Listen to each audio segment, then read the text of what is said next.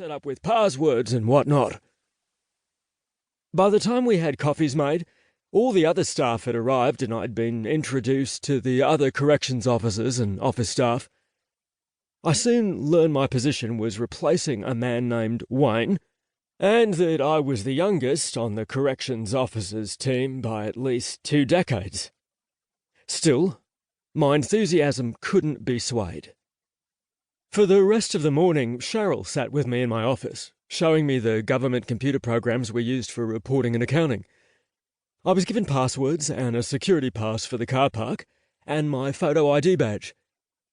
I filled in work uniform request forms, sorted out employment forms, tax forms, and about another dozen different government forms for everything they did and didn't need to know.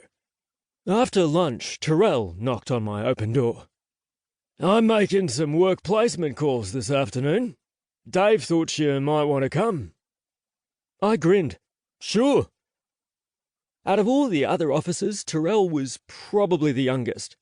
At a rough guess, he looked maybe 40, but it was hard to tell.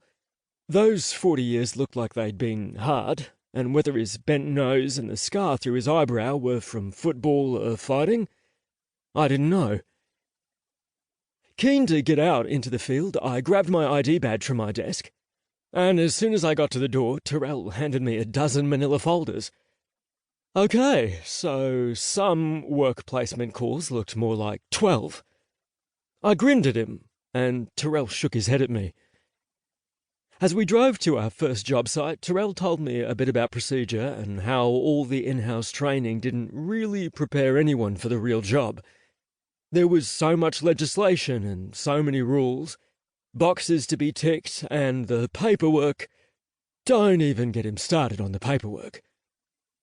He explained how he also worked as the Indigenous liaison officer for some cases, and he'd smiled handsomely when he spoke of his accomplishments.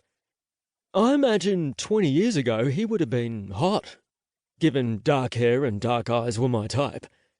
And given the wedding band on his finger, I assumed he made someone very happy. I liked him, as far as first impressions went, and as the afternoon went on, my opinion of him was reaffirmed. We met case after case, parolee after parolee. Guys who were getting their lives back on track, working hard, honest jobs. One was a tyre fitter, one worked the back dock of the wholesalers, 2 worked at the abattoir, 2 worked on road crews for the local council, 1 worked at the city library, and 1 worked at a nursing village, helping the old folk manage their gardens. They seemed like decent guys who just got dealt a shitty hand in life. I knew firsthand how life could change on a dime. How sometimes all it took was getting laid off work and trying to make easy money to feed a family. Sometimes parents didn't give a shit and kids had to steal stuff to survive. Sometimes they got lost in the system, trampled on by life, blinded by the fact no one seemed to give a rat's ass.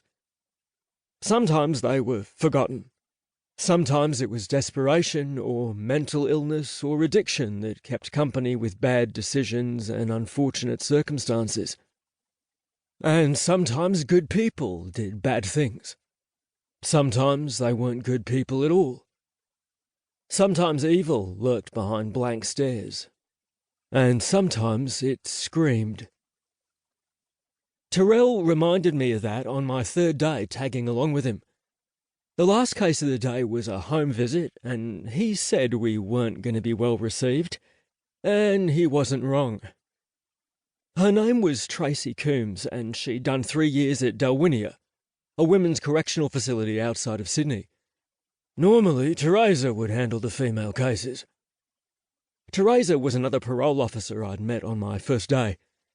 I hadn't seen her since because she was in Sydney doing some compliance refresher course we were all expected to do at times. But Ms. Coombs is due for a visit, Terrell said. He looked out the windshield at the fibro-clad house in question. She knows to expect us, but that don't mean she's going to be happy about it. And she really wasn't happy. Terrell knocked on the rickety front door. It opened barely a crack, and her warm welcome began with, "What the fuck do you want?" Department of Corrections.